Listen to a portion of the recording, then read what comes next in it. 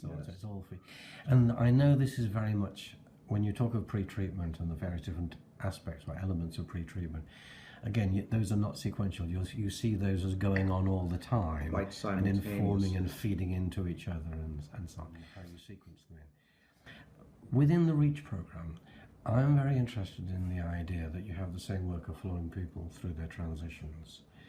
Now, a lot of the psychological thinking that kind of underlies, some what I find particularly interesting and useful, is the idea of attachment, and the attachment theory work that came out of John Bowlby's work in the 50s.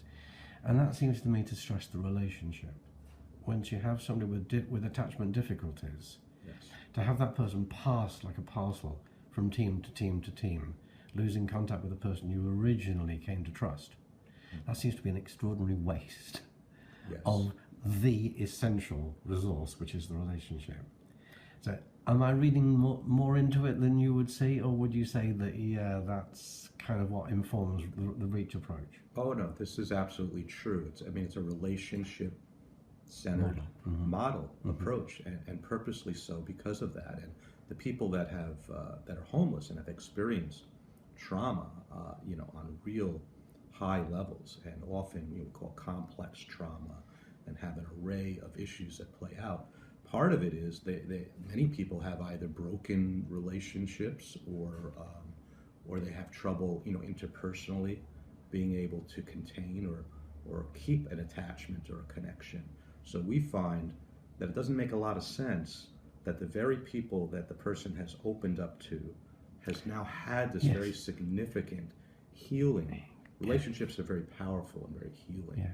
And it's this idea of making, instead of someone feeling like the different parts of themselves are disassociated, they're becoming sort of more whole within this sort of relationship connection, and they feel more of an attachment and a connection to the world in this kind of way.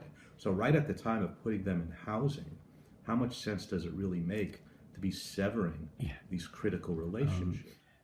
It must be really, really valuable for the client, service user, consumer, whatever you call them, to have somebody who really has witnessed the whole distance travel.